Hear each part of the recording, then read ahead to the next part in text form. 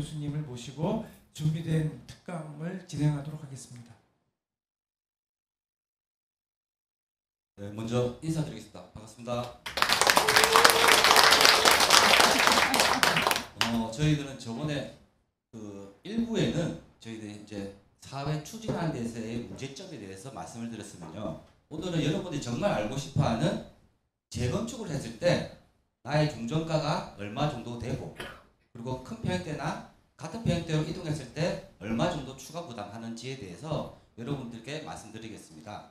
자, 오늘은 제가 정비사업 전문업을 19년 정도를 했습니다. 말 그대로 오늘 얘기는 여러분들이 지금 시점에서 2, 3년 뒤에 이주 나가기 전에 관리처분 계획이라는 걸 통해가지고 평가받는 부분에 대해서 오늘은 이 앞당겨서 제가 이 부분을 개략적으로 말씀드리도록 하겠습니다. 자, 보시게 되면 저희들은 현재 정비구역과 정비계획이 결정고시 나지 않았습니다. 그래서 저희들은 2016년도에 나와 있는 지구 단위 계획을 기초로 해가지고 서울시에서 말하는 신속통합 계획 방식 또는 저희들이 원하는 정비 계획 방식을 결정할 수 있는 근거 자료가 될 수가 있습니다.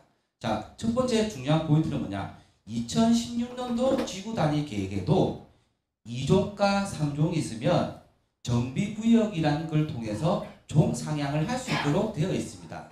즉 2종은 3종으로 종 상향이 되고 그에 따라서 기본 용적률이 200에서 220%가 최대 300% 이하까지 갈 수 있다고 명시가 되어 있습니다. 자, 그리고 두 번째 최고 높이입니다. 최고 높이. 현재 2016년도에도 저희들의 최고 높이는 요 보시는 것처럼 이 노란색으로 되어 있는 부분이 공동주택 부분입니다. 그거는 최소 30층까지는 짓게 되어 있고 요 밑에 부분에 있는 비원 같은 경우, 준주거 같은 경우는 40층까지 짓도록 되어 있습니다. 그래서 지금은 저희가 일단은 기본적인 높이를 적용해서 지을 수 있다는 걸 말씀드리겠습니다. 자, 여기 보시는 것처럼 이 부분은 2016년도에 지구 단위 계획이 결정 나와 있는 공랑안입니다. 그래서 지금 여기 보시는 것처럼 중간에 간통도로가 만들어졌고요. 요 이어서 이 초등학교의 위치가 2종 일반 주거지에 있는 위치로 지금 되어 있습니다. 근데 지금 신속통합 계획 방식에 나와 있는 초등학교의 위치는 여러분 아시겠지만 3종 일반 주거지에 위치가 되어 있어요. 그러면 학교 시설은 기부 체납을 또 해야 되기 때문에 같은 값이면 토지의 효용 가치가 높은 3종을 우리가 내주는 것보다는 2종으로 내주는 부분이 더 경제적이라고 볼 수가 있습니다. 그리고 또 이렇게 보시게 되면 신속통합 계획 방식에서 말하는 준주거지에 대한 부분이 있습니다. 이 준주거지는 같은 땅 만평이라도 땅의 효용 가치가 높게 질 수 있어요. 그러니까는 2종이면은 200개 짓는 거를 3종이면 300개 짓고 말 그대로 준주거면 350개, 400개를 질 수 있으면 저희가 수입이 증대될 수 있다는 겁니다.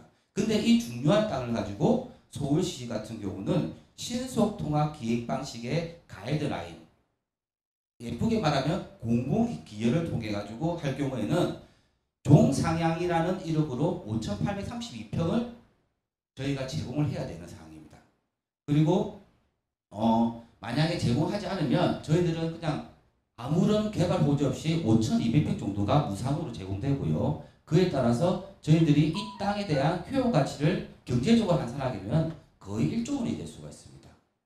그래서 저희가 정말 이 준주거지에 대한 부분은 우리 아파트의 수입이 증가를 할 수 있는 위치에 있고요. 수입이 증가한다고 하는 말은 조합원들의 부담을 줄일 수 있는 말이라고 보시면 될 것 같습니다. 자, 그리고 서울시에서 나와 있는 신속통합 계획 방식은 저희가 이 뉴스 스크랩 통해 가지고 캐치한 건데 외형상 봤을 때는 화려합니다.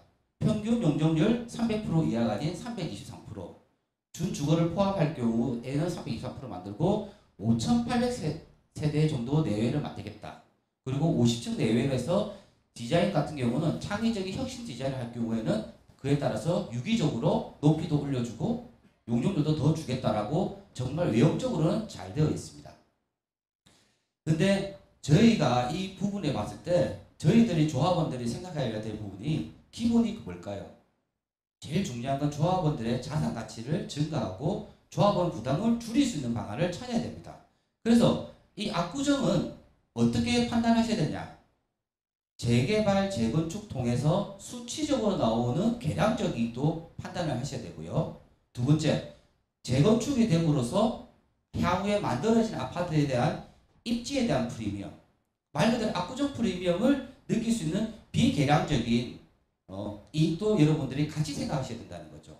즉 만들어지는 과정에서의 수익이 아닌 만들어지고 난 뒤에 입주하고 난 뒤에 그 아파트의 가치를 더 높일 수 있는 방안 두 가지로서 여러분들이 수익을 계산하시는 게 좋을 것 같습니다.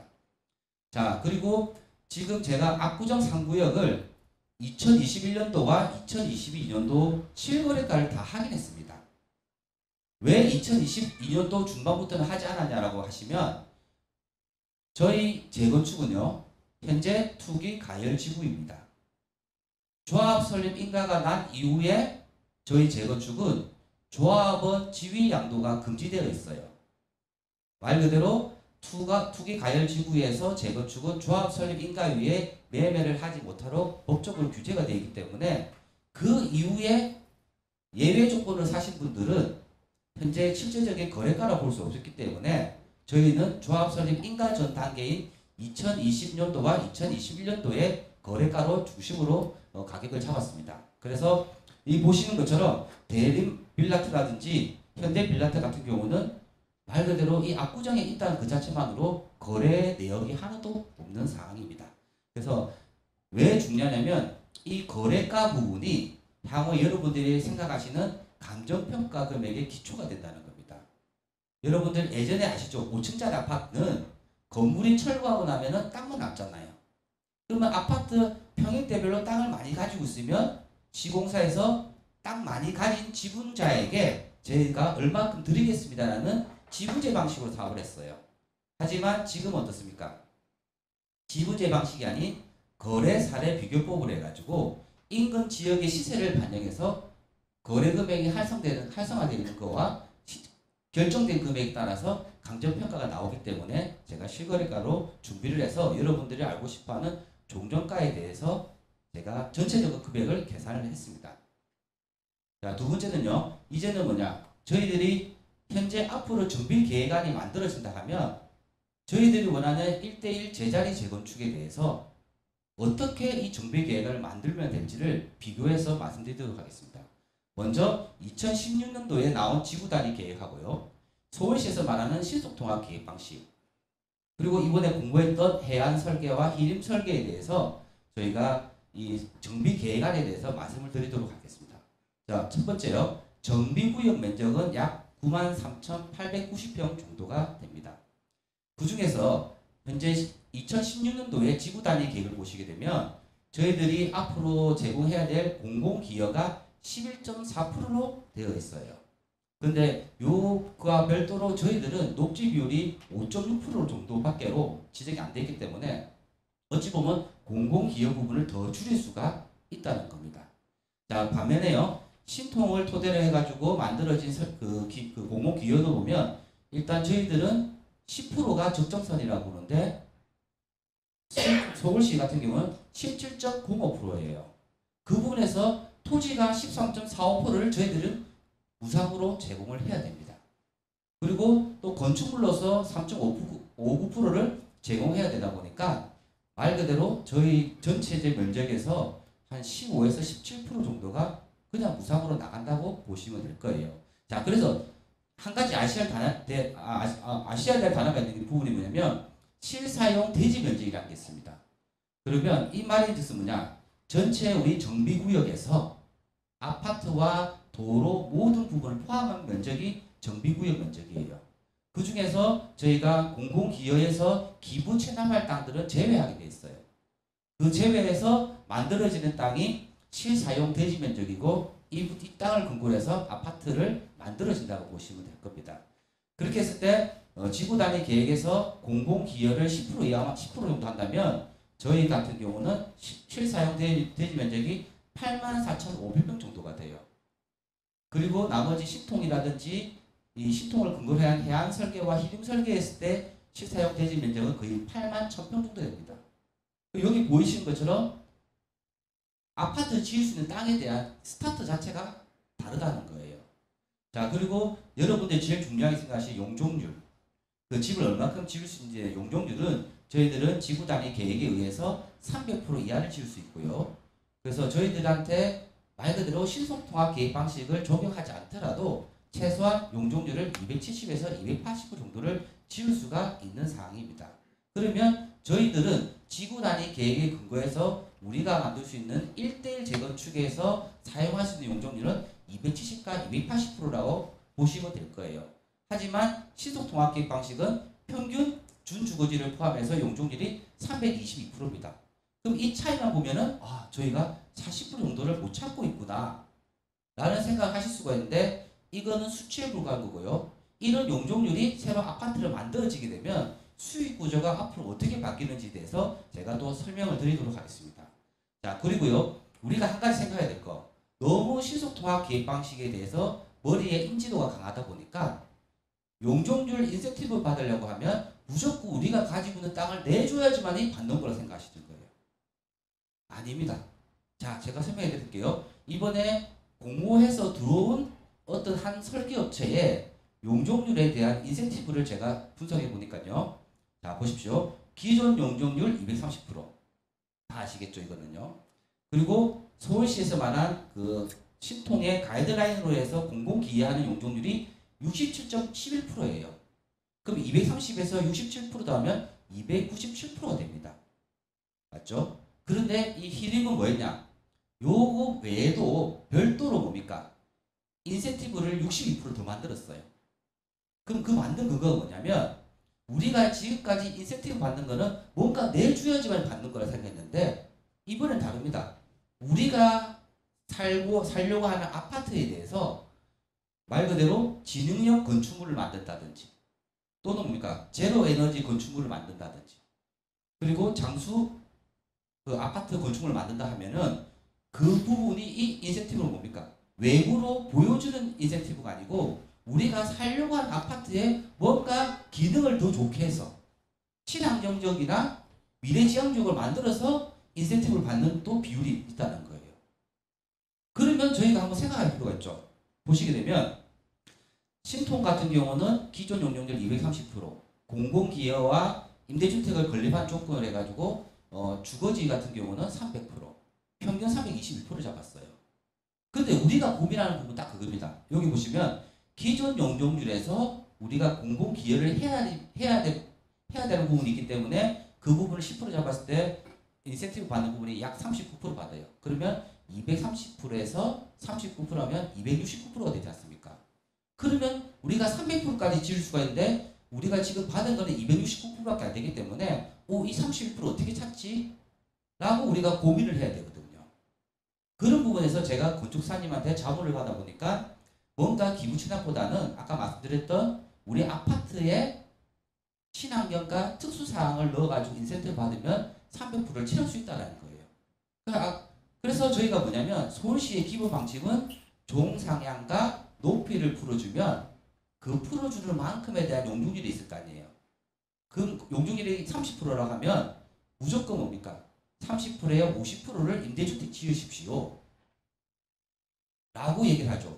말 그대로 여러분들 임대주택이라는 부분은 공공성이라는 이유만으로 뭔가 올바른 사업처럼 보지만 여러분들 아파트 단지에 임대주택이 건립되면은 여러분들의 자산 가치가 떨어질 수밖에 없는 이미지적 가치라고 보시면 될 것 같습니다.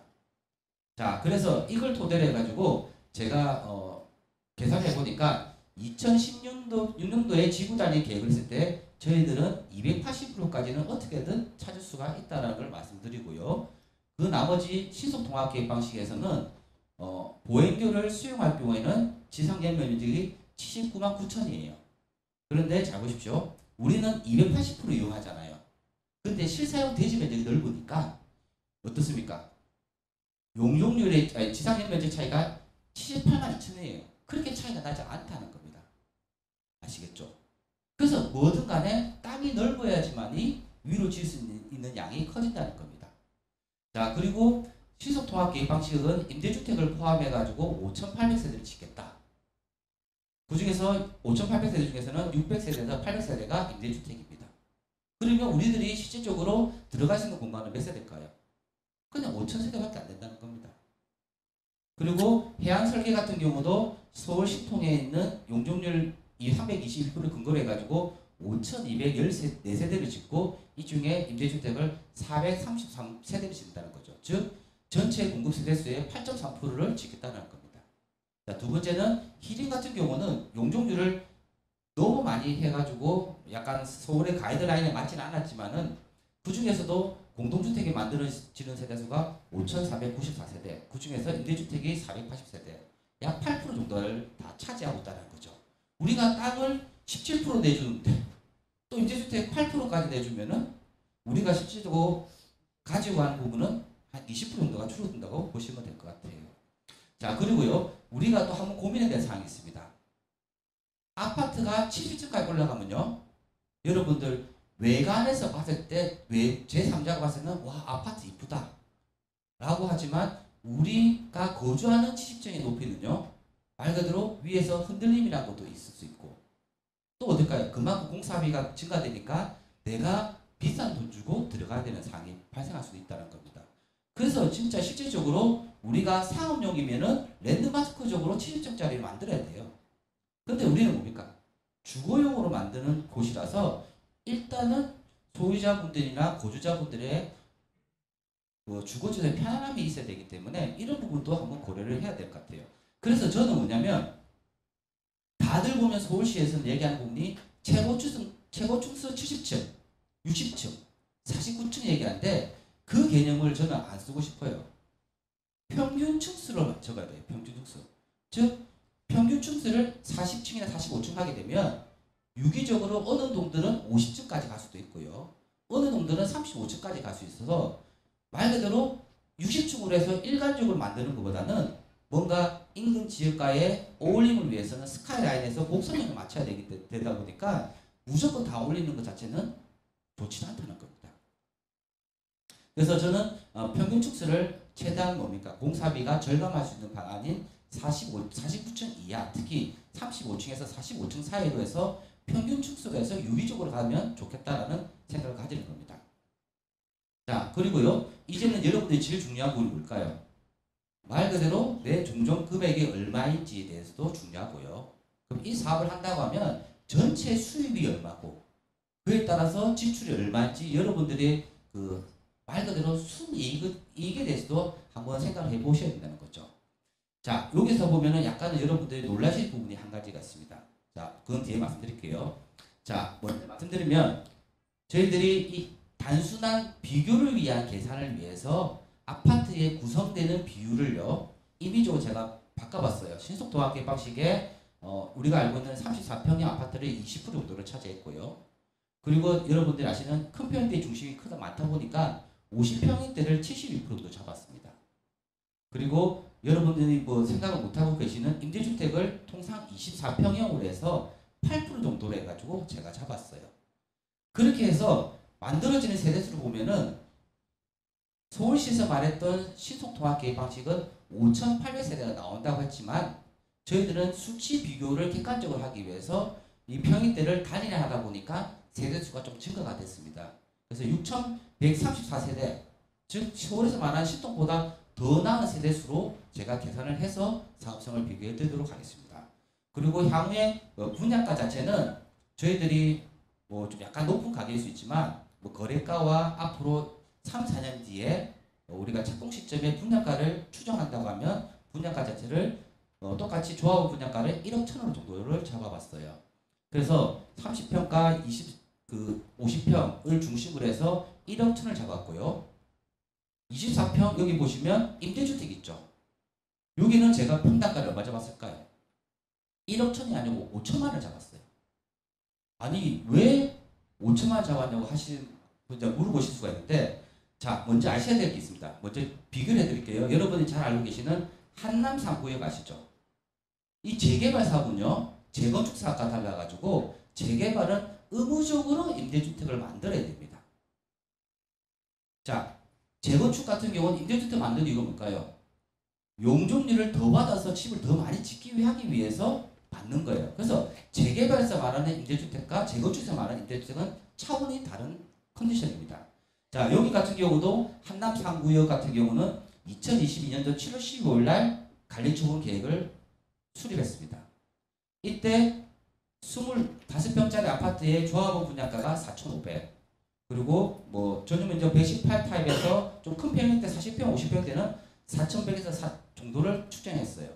그런데 임대주택은 소유권이 조합이 있습니까? 아니면 임대주택을 받는 SH라든지 LH가 있을까요? 당연히 우리는 매각을 하는 쪽입니다. 그래서 요 임대주택 매각가를 보니까요. 17평형 같은 경우는 평당 2,660만 원에 매각을 다 했더라고요. 여러분 잘 보십시오. 조합 설립 인가 이후에 시공사 선정하죠.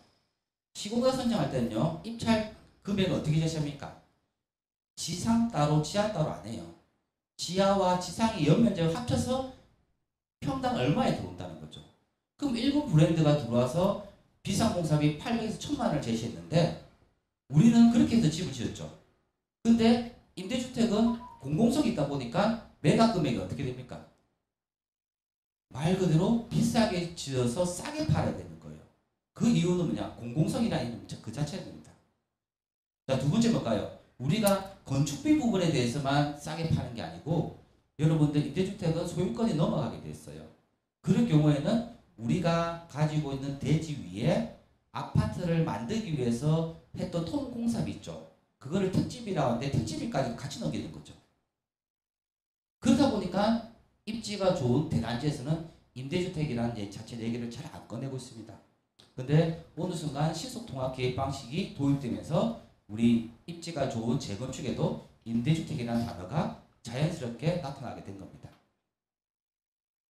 자, 그리고요, 우리가 지구 단위 계획, 즉 용적률 280% 했을 때에 이 수입을 계산해 보니까 아까 말씀드렸던 평형대를 34평형을 20%, 50평형을 72%, 만약에 임대주택을 지을 필요가 없지만은 단순한 계산의 비교를 위해서 저희가 임의적으로 임대주택 8% 넣었어요.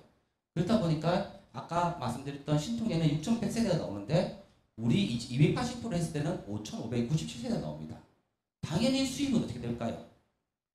우리는 24조 8천억이 정도가 들어가는데 신통에 비해서 우리 같은 경우는 수입이 5,549억 정도가 작게 들어오는 걸로 되어 있습니다. 아시겠죠? 자, 그러면은 수입을 만들었으면 지출을 만들어야 될 거 아니에요. 자, 지출에서도 크게 두 가지가 있습니다. 우리 사업비 지출에서 제일 큰 포지션을 차지하는 부분이 시공사의 직접 공사비가 제일 많이 차지하고 있어요. 그리고 우리가 앞으로 또 고민해야 될 부분이 우리는 면적이 넓지 않습니까? 여러분들 지상 위에 짓는 공사비하고요. 지하 면적에 짓는 공사비 같을 수가 없지 않습니까? 근데 통상 시공사들은 같이 제한하거든요. 그래서 우리같이 규모가 큰 곳은 지상 부분에 대한 공사비, 지하에 대한 공사비, 그리고 상가라든지 지하 부분에 특화되어 있는 상가 스트리트 같은 경우도 공사비를 좀 별도로 좀 받아가지고 해야지만이 또 공사비를 낮출 수 있는 부분이 있을 것 같아요.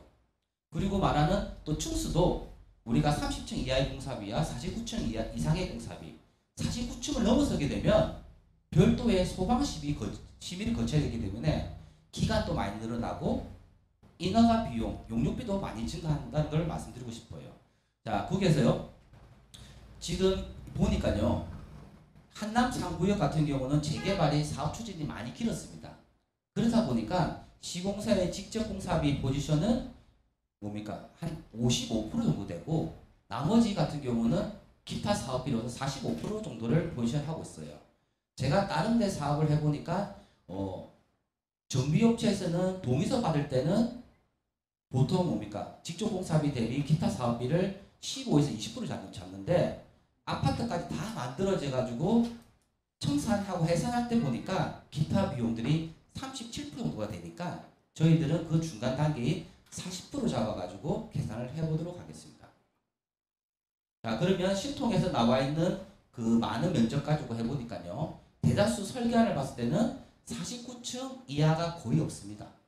대다수가 50층 이상이에요. 그러면 소방시비부터의 별도 시비를 거쳐야 되고 인허가 받는데 기간도 많이 늘어나는 그런 상황 컨디션에서 저희가 공사비 추정해 보니까 약 8조 정도가 들어갈 수가 있어요. 그런데 우리가 지구 단위 계획에서 용적률 280% 했을 때 35층짜리 비율을 20% 정도로 하고요. 그리고 49층 이하를 약 60% 정도로 하고, 그리고 랜드마크적인 곳에는 50층 이상을 한 20% 정도를 잡아가지고 저희가 계산을 했습니다. 그렇다 보니까 당연히 면적 대비 면적이 좀 작게 만들어지니까 지출도 약간은 어떻습니까? 신통은 8조 2천억인데 지구 단위 계획에서 용적률 280% 했을 때는 7조 한 600억 정도가 돼요. 그러면 수입 차이는 5,500억 정도인데 지출은 1조 2천억이 차이 나는 겁니다. 맞죠? 거기서 여러분들이 아시는 기타 사업비에 들어가는 부분을 40% 똑같이 잡았고요. 그런데 우리는 뭡니까? 신통을 적용할 경우에는 뭘 짓습니까? 보행교, 덮개까지 짓는데, 솔직히 말하면 이 공사비를 약 5천억에서 5,500 정도로 추정을 해서 말하지만요. 제가 이렇게 정비업을 10분 해보지만 공사비나 원가가 떨어지는 경우는 잘 없습니다.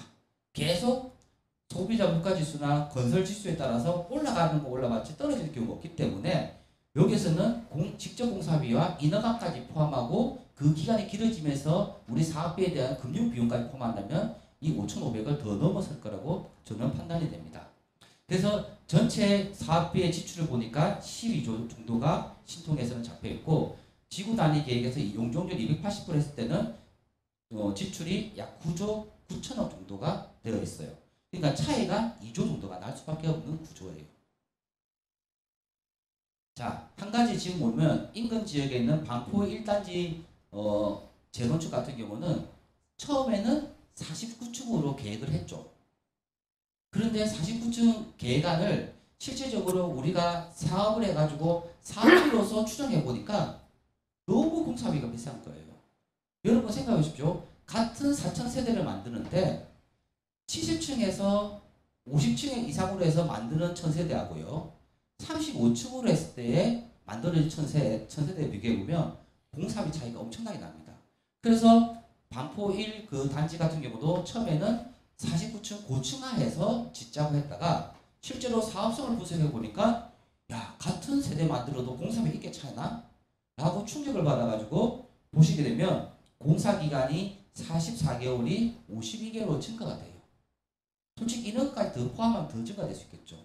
그리고 공사비 또한 뭡니까? 1,500억 정도가 증가되고, 이 관련되어 있는 고층화 아파트에 대한 시비를 거치다 보니까 인허가비만 300억 정도가 들어간다고 보다 보니까 말 그대로 수입이 증가되는 게 아니고 수입은 한정적인데 지출만 증가되니까 결과적으로 그 빠져나가는 지출은 다 누가 부담합니까? 조합원들이 부담하기 때문에 우리는 고층화가 필요 없어요. 35층으로 저희들은 현실적으로 사업을 하겠습니다라고 해서, 어찌 보면 그렇죠. 한꺼번에 천천히 가더라도 한 번에 가는 게 낫지. 빨리 간다고 해서 49층 딱 했다가 어떻게 됩니까? 다시 35층으로 돌아가게 되면요, 또다시 정비계획 변경하셔야 돼요. 그러면 또 건축심의 하셔야 되죠. 그러면 사업시행 변경인가와 또다시 분양 신청해야 된다는 거죠. 그러면 1년 반이나 시간이 그냥 지나가는 겁니다. 그래서 여러분들이 제가 재건축 해보니까 처음에 빨리 간다고 좋아할 게 아니고 다시 턴해가지고 뒤로 간다고 하면은 그 사업 기간이 더 길어진다는 것을 여러분들이 머릿속에 염두를 해두셔야 됩니다. 그리고 마지막으로 뭡니까? 여러분들 재개발 재건축에 또 투자해 보신 분들은 아시겠지만 관리 처분 책자에 보면 여러분들이 좀 단어가 생소하시겠지만 비례율이라는 단어가 있어요. 말 그대로 이 재건축을 통해서 개발 이익이 발생한다고 하면 그 개발 이익을 조합원들에게 어떻게 나눠줄지에 대한 비율을 비례율이라고 하는 거예요. 자, 그래서 보면 신통을 했을 때 용적률 323% 했을 때는 수입은 25조, 지출은 12조. 그러면 그 순수익이 13조처럼 보이잖아요. 근데 여러분들은 이 재건축에 조합원 들어올 때 어떻게 들어오셨습니까? 조합에 돈을 주고 들어온 게 아니잖아요. 나는 이 집을 소유함으로써 말 그대로 현물 출자를 해서 이 조합원이 되신 거거든요. 그래서 단순하게 수익과 지출을 뺀 수익을 보는 게 아니고 우리는 현물 출자한 여러분들 가지고 있는 집 있죠. 에 대한 종전자산 평가 금액을 나눠야지만이 개발이익이 나오는 거예요. 그러면 시속통합계획 방식은 이 수치로 한다고 보면은 약 93.7% 정도가 나오는 거죠. 내 자산 가치가 50억이면 권리가액에서 개발이익이 포함된 금액은 어떻게 될까요? 50억 곱하기 0.937 하게 되면 약 45, 6억 정도밖에는 인정을 못 받는다는 겁니다. 그런데 지구 단위 계획으로만 했을 때 용적률 280%만 했을 때는요. 당연히 수입은 작게 들어오겠죠. 대신에 저희들은 지출을 많이 줄이다 보니까 어떻게 될까요? 수익이 14조 정도가 나왔고 우리 종전사상평가금액은 똑같이 14조잖아요. 그렇다 보니까 개발이익이 어떠냐? 105.6% 나오는 상태입니다. 그러면 내가 50억 가지고 있으면 52억 5천만 원을 인정받는 금액이겠죠. 자, 그러면 여러분들이 알고 싶어하는 부분이 그렇습니다. 기존에 33평을 가지고 있는데 새 아파트 34평 갔을 때 혹시 부담감을 얼마큼 될지가 제일 궁금하잖아요. 처음에 사업할 때 다 그렇죠. 부담금이 없습니다라고 하는 게 어디 가도 다 재건축이 그렇게 말해요. 근데 한 단계 올라간다. 언제 올라갈까요? 사업 시행 인가 받을 때 되면은 그때는 부담금이 늘어나요. 그리고 이주 나가고 난 뒤에 아파트 분양하기 전에 공사 들어갈 거 아니에요.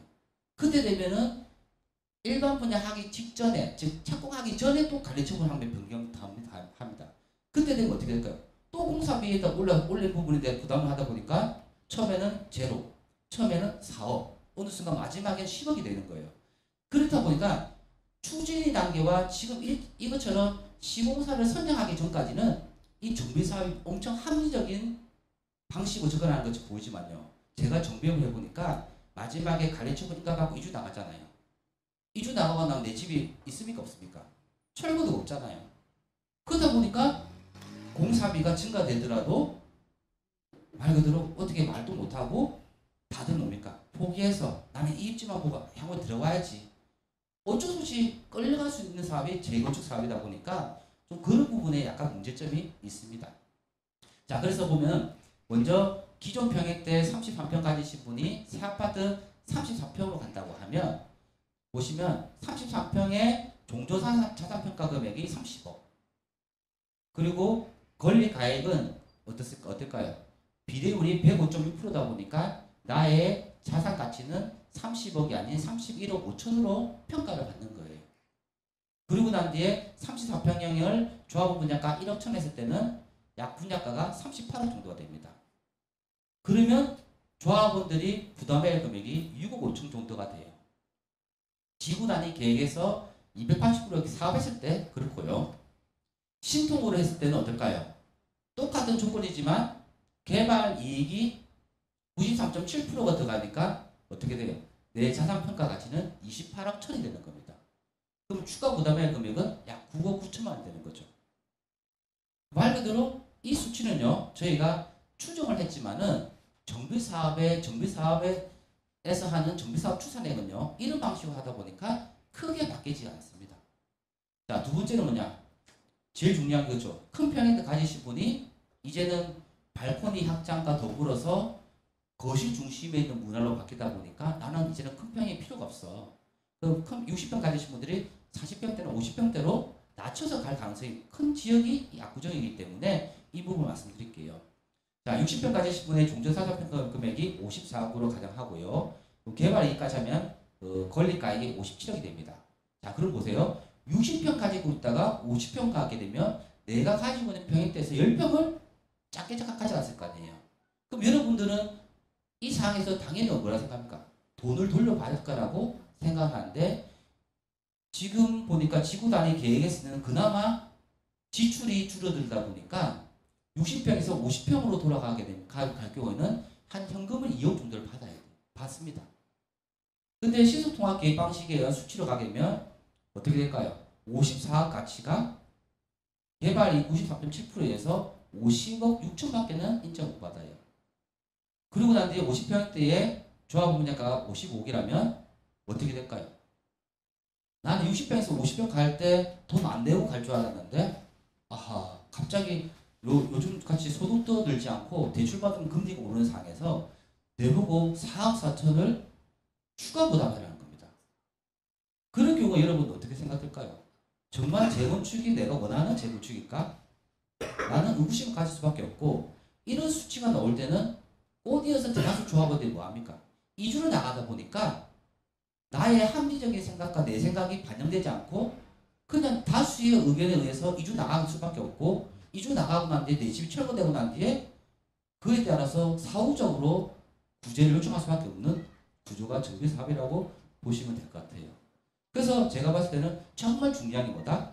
크게 짓고 많이 짓는 것보다는 1번인 조합원들의 부담금을 줄여야 된다는 거죠. 그래서 저는 그래요. 지구 단위 계획도 솔직히 마음에 안 들어요. 신통도 그렇게 좋진 않습니다. 근데 저는 이해가 안 되는 부분이 조합 설립하기 전에는요. 여기는 일반 재건축과 달라서 지구 단위 계획을 수립해서 특별 건축 계획이라는 걸 별도로 만들어서 기존에 왔던 재건축보다 뭔가 더 잘해주려고 만든 게 특별 계획 건축구역이잖아요.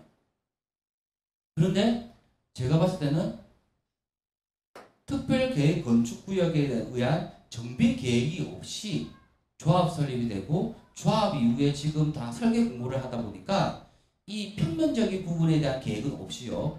위에 지상을 어떻게 올릴 건가에 대한 계획만 수립하면서 이 밑에를 맞추려고 하니까 뭐가 맞지가 않는 거예요. 그래서 저는 이제 생각한 부분이 뭐냐. 앞으로 우리가 만들어야 될 부분은 이제 뭡니까? 천천히 가더라도 정확한 정비 계획을 만들어야 된다. 그 토대가 뭐냐? 서울시의 가이드라인이 아닌 주민들의 의견 수립이 되어 있는 정비 계획을 가지고 정비 계획을 만드는 게 제가 봤을 때 제일 우선이라고 봐지는 거예요. 자, 그리고 두 번째. 여기에서 아까 보신 것처럼 추가 부담금이 있지만요. 저희들은 뭡니까? 재건축이잖아요. 재건축이라는 거는 초과 이익 환수제라는 걸 통해 가지고 또 뭡니까? 우리가 집을 계속 가지고 있지만 만약에 내가 집을 매도했다면 무슨 세금을 부담합니까? 양도소득세를 부담하지만 우리는 집 팔지도 않았지만 어떠냐? 추진이 당길 때 이 가격하고 아파트가 만들어지고 난 뒤에 준공되고 난 뒤에 가격을 비교해 봤을 때 이 가격에 상승되는 부분은 시장 경제 원리에 의해서 상승되는 부분인데 이 부분은 재건축으로 인해서 상승된 부분이니까 어떻게 됩니까? 각 집마다 정상 가격보다 넘었을 경우에는 금액을 뭡니까? 초과 이한 수제라고 해가지고 또 별도의 부담금을 내게 돼 있어요. 그래서 특히 이제 서울에 있는 재건축들은 좀 확인하셔야 될 게 뭐냐면 조합원들의 추가 부담금도 생각하셔야 되지만 향후에 만들어지는 어디입니까? 초과 이익 한수제 금액도 같이 고려를 하셔가지고 지출을 잡으셔야 된다는 거죠. 그래서 지금 사례로 봤을 때는 뭐 반포 현대는 한 1억 3천. 근데 제가 봤을 때 이 부분은요, 여러분 아셔야 되겠어요. 초과 이익 한수제는요, 정치적인 영향에 따라서 어느 때는 위헌이 될 때가 있었고 어느 때는 합헌이 될 때가 있었어요. 그리고 같은 아파트를 짓는데도 불구하고 같은 브랜드의 같은 전세를 짓는데도 불구하고 재건축을 지으면은 초과이익 한수제가 적용되고요. 재개발을 할 경우에는 초과이익 한수제가 적용이 안 된다는 거죠. 그러니까 어찌 보면 이 형평성의 문제도 좀 차이가 있을 수 있으니까 그래서 제가 말씀드린 게 뭐냐면 재개발에서 만드는 임대주택이랑 재건축에서 만드는 임대주택은 차원이 다른 겁니다. 그래서 여러분들이 안 만들어도 되는 거를 굳이 비싸게 지어서 싸게 팔면서 만들어야 될까? 그것도 여러분들이 한번 고민을 해보셔야 된다는 거죠. 자, 그래서 제가 봤을 때는 여러분들 지금 제일 중요한 건 뭐냐? 여러분 빨리 가려고 하는 것보다 정확하고 제대로 가셔야 된다는 거죠. 다시 한번 갔다가 재수하듯이 다시 들어가시면 안 된다는 겁니다. 이 사업 규모는 너무 크기 때문에. 그래서 저는 첫 번째 뭐냐? 서울시의 가이드라인보다는 주민들이 원하는 정비 계획을 만들어야 된다는 게 우선이에요. 두 번째는요, 이 땅이라는 부분이 증가할 수 있는 땅이 아니잖아요. 그 부증성으로 인해서 저희들은 최대한 기부 체납을 줄여야지만이 후손이 다음에 또 사업을 하더라도 뭡니까? 아파트를 또 고품기로 맞출 수 있다는 거예요. 그리고 저는 그렇습니다. 뭐 감히 제 사견이지만 저는 임대주택 만드는 건 절대 반대예요. 그리고 또 어떻습니까? 기부 체납을 해서 용적률을 받으려 하지 말고 기본적인 기부 체납을 해서 용적률을 받을 때 나머지 우리 건축물 아파트를 뭔가 보강하고 좋게 만들면서 인센티브 받는 방안도 같이 생각해 보셔야 된다는 거죠. 그리고 70층으로 해가지고 진다잖아요. 부산 같은 경우는 혹시 LCT라고 아십니까? 80층 있잖아요. 그 특히 LCT 같은 경우는 팔자가 들어가면 중국 사람들이 좋아하거든요. 그래서 중국 사람들이 80층 쪽을 많이 받았어요. 근데 제가 거기 가서 한번 딱 있어 보니까 바다가 전혀 안 보여요. 해무하고 구름 때문에 전혀 보지 못합니다. 그래서 이 지상을 볼 때는 맑은 날에만 볼 수 있구나 라고 하니까 생각보다 주거의 기대성과 조망에 대한 만족도가 높지는 않았던 것 같아요. 그리고 저희들은 이 높이는 규제를요, 2016년도 당시에는 30층 이하가 거의 법률적이었어요. 근데 지금은 어떠냐? 같은 여의도라도 신통을 하는 곳은 50층, 70층까지 만들어 주고요. 신통을 안 하더라도 여의도 같은 경우는 특화 설계를 통해 가지고 높이에 대한 규제를 완화해주고 용적률도 더 주고 있어요.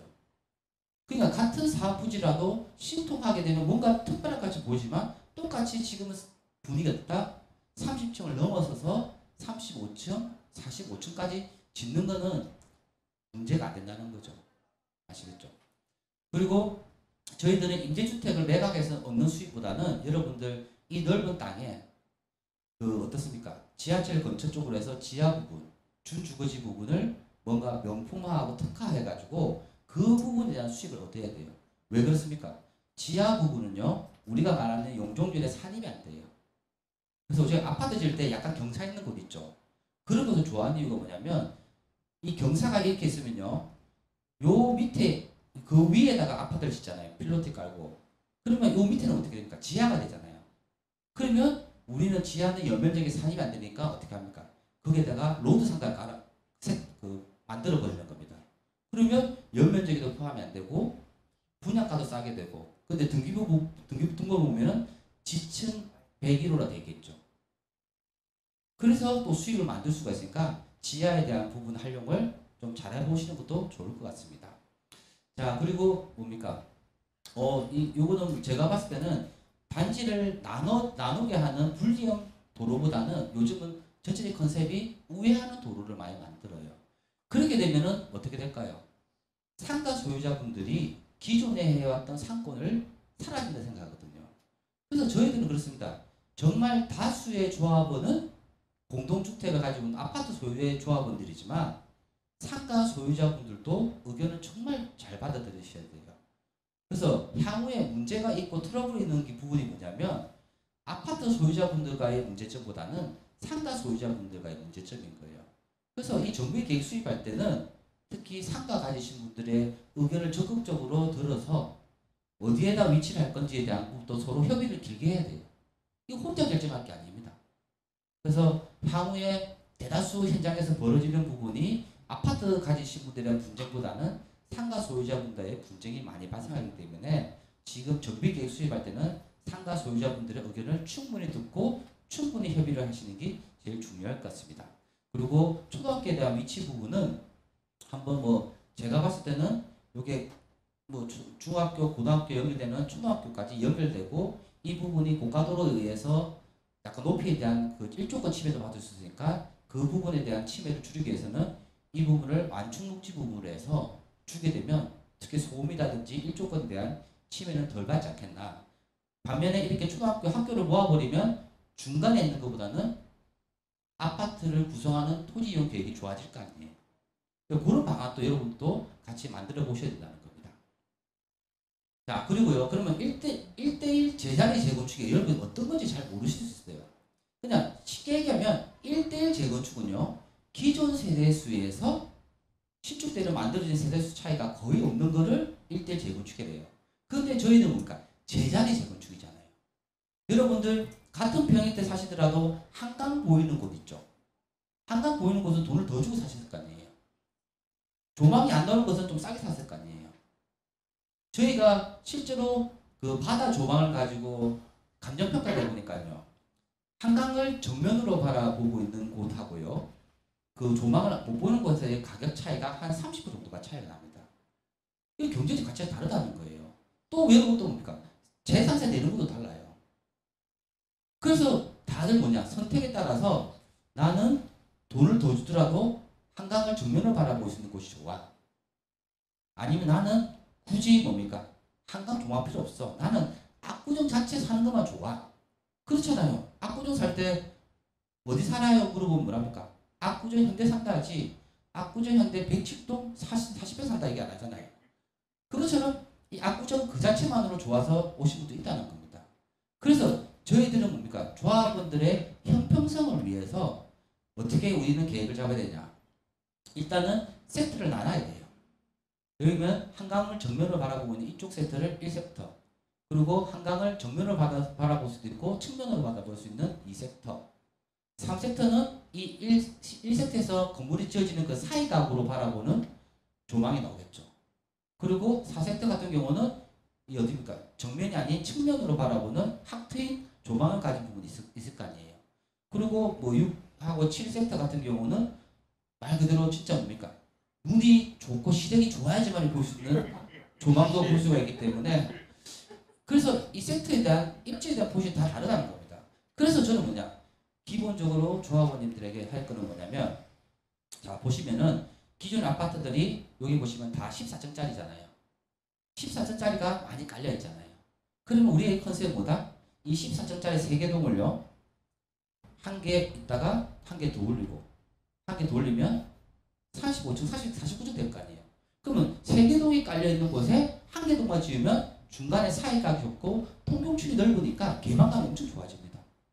그거는 앞으로의 트렌드이기 때문에 그렇게 가는 게 맞아요. 근데 그 부분이 제가 봤을 때 49층을 넘어갈 필요가 없다는 거죠. 맞죠? 그리고 어떻게 될까요? 이 5섹터 쪽에는 만약 초등학교 들어온다고 하면 이 자리 그대로 갈 수가 없잖아요. 그래서 이분은 학트인 조망도 있고 하기 때문에 뭐 5섹터 있는 분들은 4섹터로 갈 수 있도록 하고, 말 그대로 이쪽에 기반시설과 준주거가 제공된다면 이 그래프가, 그러니까 그림이 좀 잘못됐는데 이 6, 7섹터는 서로 왔다 갔다 할 수 있도록 어떻게 만들어질지 모르기 때문에 이렇게 해서 만드는 게 제일 중요하고요. 저는 또 뭐가 있냐, 일반 분양 개수를 증가시키는 게 중요한 게 아니에요. 저는 이번에 같은 경우는 뭐냐, 기본적으로 우리는 뭐 하냐면 기존에 38평을 가지고 있으면요, 용적률이 188%일 때 38평이 가졌잖아요. 우리가 용적률을 최대 300% 이하에서 280%만 가져가도요, 용적률 증가는 거의 90배에서 100% 정도 됩니다. 그러면 집질량이 많아졌잖아요. 그 집질량을 일반 분양하려고 하는 것보다는 1번으로는 조합원들의 전용 면적을 30% 범위 내에서 증가를 시켜서 38평 가지고 있는 거를 좀 더 넓게, 맞죠? 그러면서 저희들은 또 아파트에 있는 또 서비스 면적이 있지 않습니까? 그 부분에서 발코니나 테라스 부분을 확장하게 되면 분양은 38평을 가지고 있다가 48평으로 자연스럽게 증가가 되고, 그에 따라서 내가 거주했을 때는 테라스와 발코니에 대한 서비스 면적을 확보하다 보니까 어떻게 될까요? 실제로 만족하는 부분이 57평이라고 하겠죠. 그리고 아파트가 만들어지고 난 뒤에 뭐라 할까요? 한 3년, 4년 지나고 나면 야, 새 아파트 48평이라도 요 안에 들어가 보시면 발코니 확장이 돼서 실제적으로 이 인근에 있는 아파트들보다는 50평 아파트랑 사이즈가 똑같습니다. 라고 하면 여러분들이 어떻게 될까요? 입지도 좋고 경제적 가치도 좋아질 수밖에 없는 구조이기 때문에 제가 봤을 때는 이런 식으로 해서 조합원들이 거주할 공간을 넓혀야 되는 거죠. 그리고 우리가 용적률이 188에서 288까지 갔잖아요. 그 중에 조합원 거 다 넓혀줘도 뭐가 있을까요? 남는 역량이 있을 거 아니에요. 그럴 때는 마케팅 전략적으로 어떻게 되냐? 우리가 그렇잖아요. 기존 층수를 49층을 하되 그 대신에 랜드마크적으로 해서 야, 압구정 현대아파트가 재건축해서 진짜 한강 조망을 바라볼 수 있다 하면은 한 개 동이나 두세 개 동 정도를 진짜 50층 넘기는 거예요. 넘겨가지고 그 남아있는 섹터를 조합원님이 원한다면 먼저 들어가야 되지만 남아있는 섹터를 만들어놔야 됩니다. 왜? 일반 분양을 해야겠죠. 일반 분양할 때 어떻게 할까요? 공사비가 많이 들어가고 이 세계동 때문에 인허가 기간이 많이 길어져 있기 때문에 이런 데는 어떻게 분양하냐? 진짜 초고급형으로 분양을 하는 겁니다. 조합원들에게 1억 1천만을 분양했으면 이런 뭡니까? 랜드마크적인 주거단지에 전용 면적 85제곱미터 이하로 해가지고 진짜 고층화 부분에 고급 주택을 넣어가지고요, 평당 2억이라는 상태에서 분양하게 된다고 하면 저는 분양이 다 된다고 봐져요. 그럼 잘 보세요. 우리 조합원들은 1억 천에 받았죠. 근데 특별한 한 50층 이상 되는 곳에 34평 같은 경우는 평당 2억 원 내보십시오. 그러면 당연히 공사비 많이 들어갔으니까 분양가가 비싸겠지만 조합원들은 이런 랜드마크적인 평행대와 분양가로 인해서 조합원 가치 1억 천짜리가 세월이 지나면 계속 올라갈 수 있다는 거예요. 그래서 제일 중요한 게 뭐냐면 재건축에서는 일반 분양가와 조합원 분양가 차이를 많이 두는 그런 마케팅적인 기술도 좀 필요하다는 겁니다. 아시겠죠? 자, 그리고요, 여러분들이 자, 지금까지 들은 말은 다 좋다. 그런데 아니 서울시가 인허가권자인데 만약에 우리가 신통을 하지 않으면 야, 이러다가 사업 진행 안 되는 거 아니야? 그런 질문이 제일 많이 나올 것 같은 거예요. 자, 그러면요, 먼저 신통에서 사업 절차에 간소화되는 부분에 대해서 먼저 말씀드리도록 하겠습니다. 자, 먼저요, 신통은 재건축보다는 재개발을 신속하게 추진하기 위해서 만든 사업이 재개발, 신통이에요. 그래서 지금 정말 웃긴 게 뭐냐면 신통을 완화해주겠다. 처음에 주민들에게 동의를 받는 부분이 있지 않습니까? 그 3분의 2 받는 거를 50% 완화해주겠다. 라고 하는데 재건축에 해당이 될까요? 안 될까요?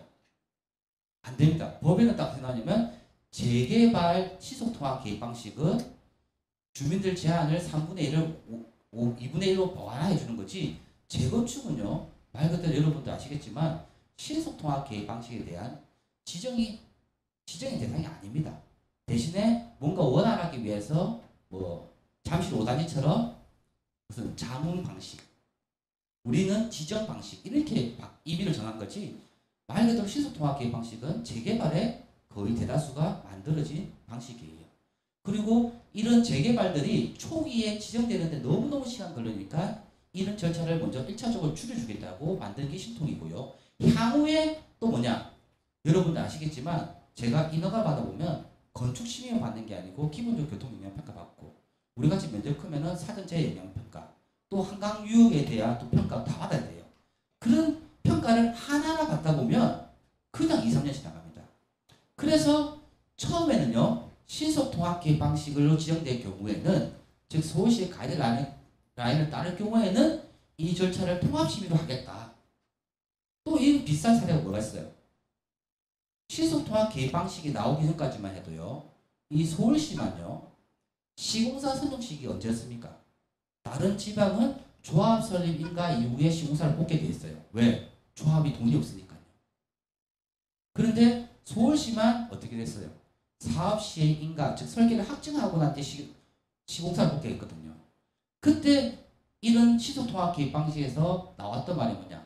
절차만 간소화해 주는 게 아니고 시공사 선정 시기도 앞당겨 주겠다. 그러니까 시속통합 개입 방식 하게 되면은 사업 시행까지 갈 필요 없이 조합 설립 인가 위에 시공사 뽑게 해주겠다 하니까 시속통합 개입 방식 하려고 하는 초기 재개발 구역들이 많았겠죠. 그런데 지금까지 열심히 추진했던 데 있죠. 조합 설립 받고 사업 시행과 준비해서 시공사 올려야 했던 곳은 어떤 생각 듭니까? 야, 서울시 말 잘 듣고 신속 따라가면 시공사 선정 시기 빨라지고 우리처럼 이렇게 열심히 몇 년 동안 힘들게 왔는데 우리 사업 시행 인가 위에 시공사 뽑으라? 그러면 이 형평성 문제가 있다는 거죠. 그래서 시공사 선정 시기도요. 여러분 잘 보세요. 마찬가지예요. 처음에 신통 나왔을 때는 신통할 경우는 시공사 선정 시기를 앞당겨 주겠다. 근데 지금 어떻게 됐습니까? 서울의 전 지역이 뭡니까? 시공사 선정 시기가 앞당겨졌어요. 자, 두 번째 뭘까요? 통합심의. 다들 뭡니까? 야, 신통하면 통합심의하면 한꺼번에 할 수 있어. 그러니까 엄청 빨라질 수 있다고 하잖아요. 근데 이거는 내년 2024년 1월부터는 서울의 전체 지역들이 통합심의의 대상이 됩니다. 그 또한 이런 심의로 인해서 사업 지연되는 부분을 막기 위해서 거의 1회에 한해서 끝낼 수 있도록 하고 있어요. 자, 그러면 우리가 생각해야 될 거 아까 말씀드렸죠. 정말 뭡니까? 서울시가 신속통합 개입 방식을 하지 않았다. 그러면 왠지 우리가 옛날 느낌 나가지고 야, 그럼 인허가 받는 게 하늘의 별따기 아닐까? 라고 하지만요. 요즘은 행정자료나 행정정보는 엄청 투명하게 공개되어 있고요. 건축심의 신청은 누가 합니까? 서울시에서 하세요라고 해서 신청한 게 아니에요. 주민들이 법적인 요건을 다 갖추게 되면 서류를 만들어 신청하게 되는 겁니다. 그럼 신청하게 되면 그 신청 접수 들어온 날로부터 처리 기간이라는 게 있어요. 그 안에 해줘야 된다는 거죠. 자, 그래 봤을 때요. 제가 봤을 때 뭐냐. 그러면 문제가 될 수 있는 건 딱 두 개의 구간에서 문제가 될 수 있다. 첫 번째는 지구 단위 계획 이후에요. 정비 계획을 최종 수립할 때 서울시 도시계획위원회 심의를 거치게 됐어요. 그러면 뭐 행정부시장부터 해서 자문위원들, 공무원들 다 들어오겠죠. 이때 되면은 당연히 뭡니까? 서울시 가이드라인을 안 하니까는 무슨 조건을 많이 붙이려고 하겠죠. 그런데 저희들은 뭐가 있으냐? 최초에 정비구역 지정을 만들어가지고 제안했으면요.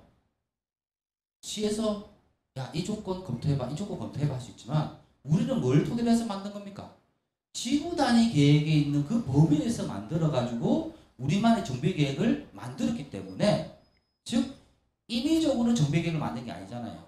지구 단위 계획에서 만들었기 때문에 우리는 법적인 흥결이 없다는 거예요. 대신에 뭔가 인허가 부분에서 뭡니까? 한 번에 통과할 수 있는 거를 또 재심의해서 두 번째 통과할 수 있겠지만은 그래서 제가 봤을 때는 해결이 안 되는 문제가 아니고 약간은 지연될 여지는 있지만은 반드시 해결이 된다라고 그건 자신 있게 말씀드릴 수가 있습니다. 그 두 번째, 건축 시민들이 하고 많잖아요. 근데 여기는 기본적으로 면적이 크다 보니까 신축 아파트 1000세대 만들어지는 심의하고 우리같이 4000세대, 5000세대 만들어지는 심의하고는 차원이 다릅니다. 하지만 기본적인 건축 심의와 교통 영향 평가하고 각종 심의들을 한꺼번에 뭡니까? 통합 심의하다 보면 다 이 건축 심의 때 만들어지는 그게 뭘까요?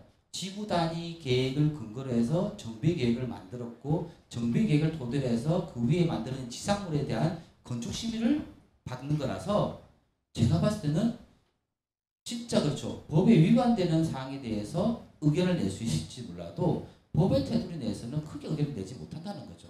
그런 부분에서 여러분들 아시는 부분이 뭐냐면 아무리 인허권자가 시청이라 해도요.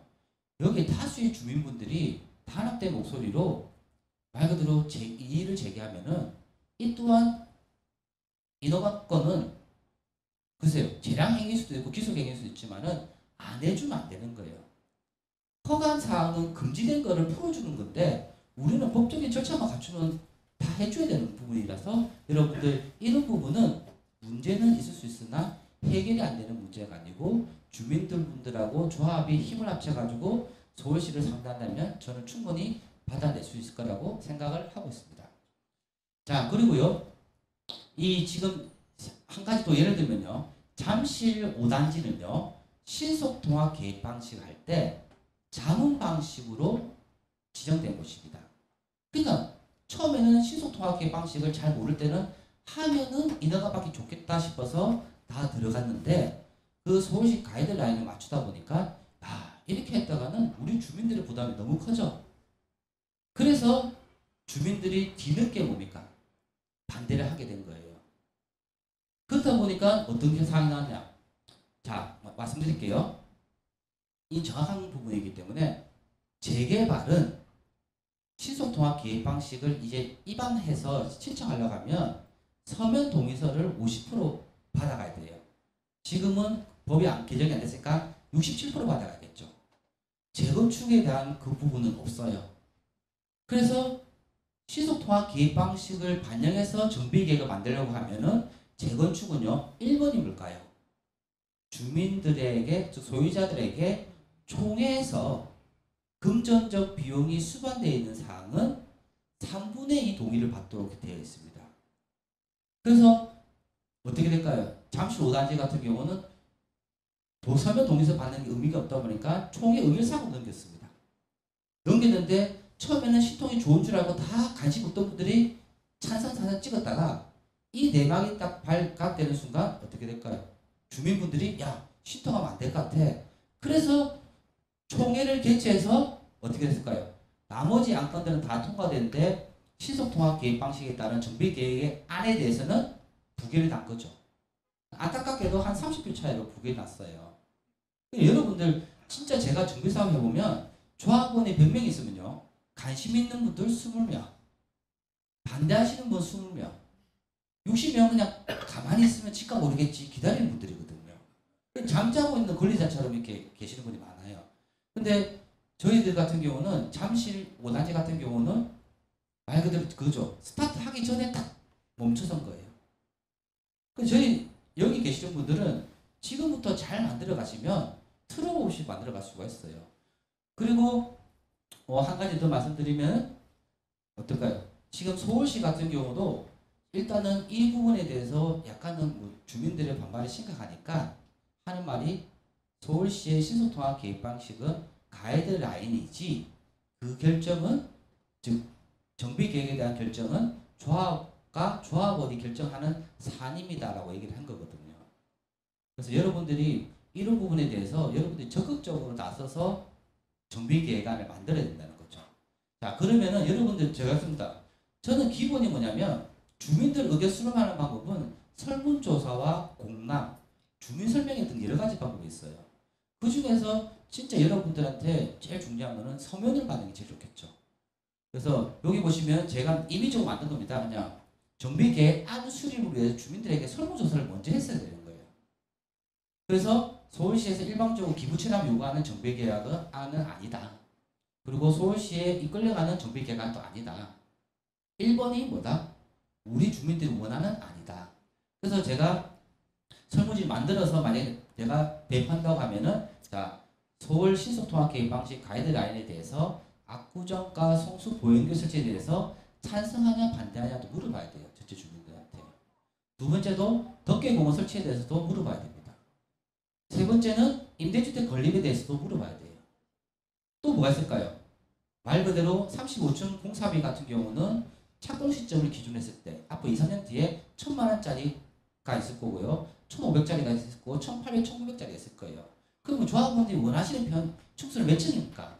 라고 물어봤을 때 35층짜리의 선택이 많으면 35층 이하짜리 비율을 많이 맞춰야 돼요. 그리고 또 여러분들이 원하시는 평형대 있죠. 옛날에는 지금 이 압구정 같은 경우는 제 어릴 때만 해도 어떤 그 거주 문화였냐면 방 문화였어요. 방 문화. 자식들이 많다 보니까 자식에게 방 하나씩 주는 게 부모들의 마음이었다 보니까 거실보다는 방을 많이 만들었어요.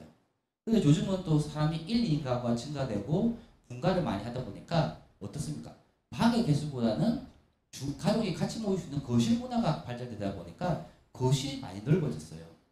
그러다 보니까 옛날처럼 60평, 70평 원하는 분들보다는 그냥 40평대 원하시고 50평대 원하시는 분이 많이 늘어났다는 거예요. 즉 수요층의 트렌드가 바뀌었기 때문에 이런 부분에 대해서 혹시 몇 평형 원하시는지도 봐야겠죠.